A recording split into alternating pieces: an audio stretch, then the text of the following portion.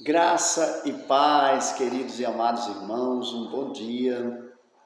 Mais uma vez, esse domingo de Páscoa, eu venho trazer uma palavra do Senhor para o teu coração.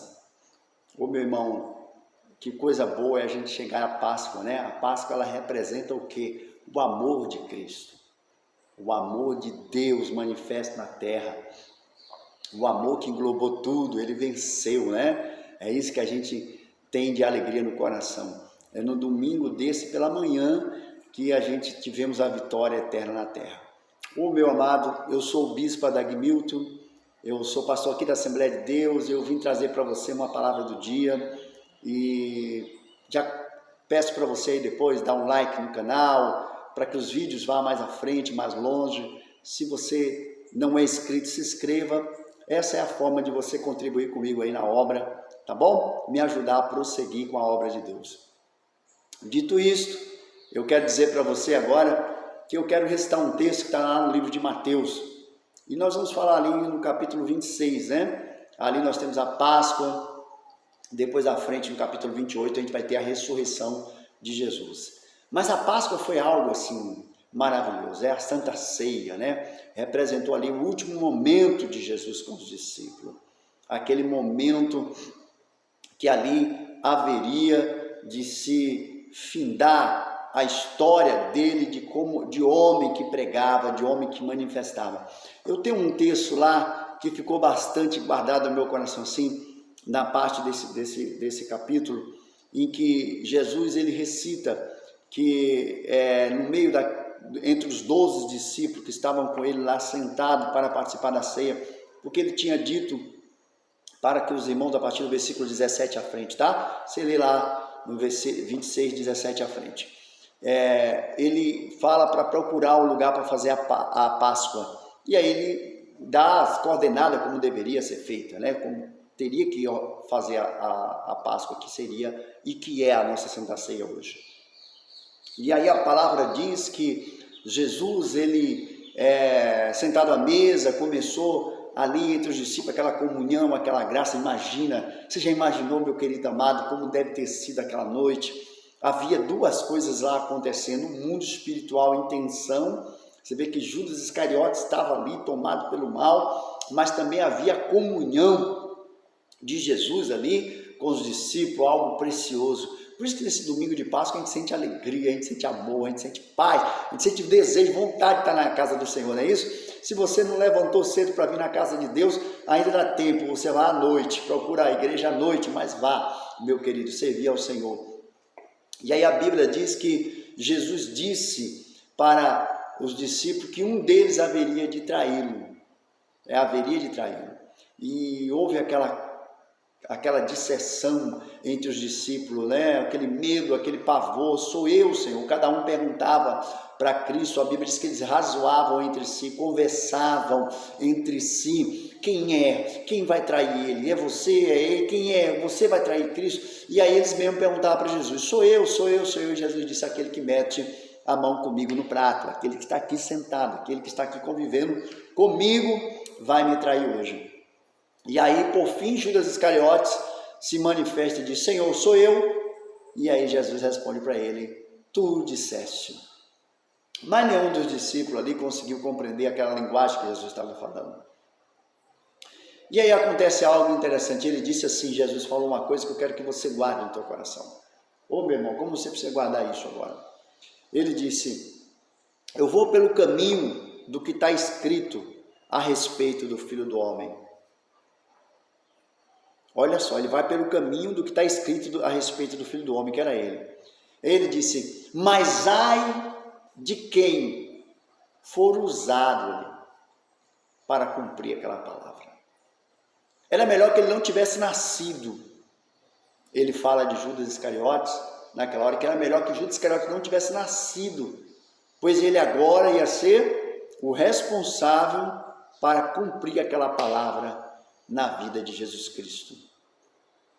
Era ele que ia agora ser tomado pelo mal para poder trazer a traição, trazer a morte de Cristo. Pois bem, eu quero dizer algo para você que foi terrível essa ação de Judas, né? A Bíblia ela não dá um parecer concreto qual era o desejo de Judas. Nós não temos ali, de fato, qual era o desejo real de Judas. Judas era ambicioso, Judas tinha ganância.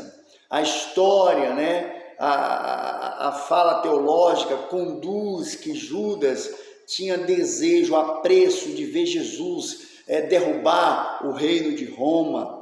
Tinha desejo que Jesus libertasse Israel da mão de Roma, porque Jesus pronunciava que ele era o libertador, Jesus pronunciava que ele veio para trazer vida e vida com abundância, e eles não conseguiam prestar atenção de que Jesus estava falando de toda a humanidade, estava falando da eternidade, viver para sempre, não daquele reino humano. Judas não conseguiu compreender isso. Judas não conseguiu entender, então houve um conflito nele e Satanás se aproveitou disso, e ele, como era muito ambicioso, havia ambições nele severas, ele não mediu consequências, ele não tinha o amor. Uma coisa que você precisa se preocupar muito, meu querido, do que a Bíblia disse ali, que estava escrito a respeito do que haveria de padecer o Filho do Homem. Quer dizer, já havia um desenho de Deus, estava escrito, mas eu quero lembrar uma coisa para você, não estava escrito que era Judas Iscariotes que ia fazer aquilo, não tinha ali o nome dele ali de fato, meu querido, diz que o homem haveria de trair Jesus, poderia ter sido qualquer outro, mas havia em Judas a persuasão de querer ter algo que não era dele, ele queria possuir coisas que não era dele, ele queria ter um poder que não era dele, então por isso ele vendeu Jesus, sei que ele vende por dinheiro, havia nele essa ambição. Eu quero dizer uma coisa para você, que nem tudo que está acontecendo eu tenho que viver, não é porque está escrito algumas coisas que eu tenho que, se a Bíblia diz que o homem é fraco, aí eu vou ser fraco, sendo que a própria Bíblia diz para mim, diga ao fraco eu sou forte, eu devo usar a palavra também que me cabe, a palavra que me direciona. Agora, se eu me coloco na palavra que prediz a minha queda, eu vou cair. A palavra diz, meu querido amado, que eu devo buscar a Deus por causa da necessidade de não entrar na tentação. Então primeiro eu vou entrar na tentação e depois vou buscar a Deus? Não, a Bíblia diz que não é para ter, meu querido amado, preste bem atenção, ânimo, é para ter dobre ânimo. Olha como a Bíblia usa, eu não devo ter só ânimo, eu devo ter dobre ânimo. A Bíblia ela me dá a visão de que nem tudo que está escrito de mal eu tenho que viver. Porque Deus quis, porque Deus falou. Não, Jesus estava preditando ali aquela mensagem, ele prediz ali a mensagem, ele conclui, ele traz ela para o nosso coração com uma visão que, meu querido, estava escrito, mas ai do homem que vivesse aquilo, ai do homem que se colocasse naquela posição, ai do homem que trai, ai do homem que vive mentiras, ai do homem que luta para destruir a obra de Deus, ai do homem que atrapalhou a sua vida, ai do homem perverso, do homem maligno, do homem mau, ai daqueles que usa de maldade, usa de engano, ai daqueles que cria leis perversas para destruir os mais simples, ai daqueles que só vivem em busca de ter algo, de alcançar algo, e não se preocupa qual a consequência disso. Então, ai desses, a Bíblia já deixou decretado sobre eles, mas também, Deus também decretou que Ele é o Pai dos órfãos, dos humildes, que Ele é o Senhor do necessitado, que Ele é aquele que toda oração que é direcionada a Ele, Ele ouve, Ele está atento a ouvir, que Ele enviou Jesus para nos salvar. Então, está vendo? Nós temos dois lados da Bíblia, um lado que você pode se apossar e outro lado que você não pode. Você não precisa viver determinadas coisas. Eu estava pregando hoje de manhã dizendo para a igreja, tantas das coisas que eu vivi, que se eu soubesse que era errado, eu não teria vivido. Eu não sabia que aquilo era errado. Por isso que nós que pregamos temos a obrigação de levar a mensagem à frente. Temos a obrigação de levar para você uma mensagem. Por isso, esse domingo de Páscoa, fica aí recitado ao teu coração, que Jesus já fez tudo que era previsto, tudo que era necessário tudo que estava predito na palavra sobre ele, para que eu e você viesse ter um sucesso. Então, nesse domingo, é dia da gente glorificar a Deus, é dia da gente glorificar a Cristo, não com ovo de Páscoa, mas com a vida de agradecimento a Deus. Venha para a igreja, venha participar dos cultos, venha estar com Deus nesse dia, porque Deus é maravilhoso. Se nesse domingo você, por algum motivo, não puder estar na igreja, vá na sequência da semana, mas venha agradecer, venha louvar ao Senhor, venha estar com Cristo.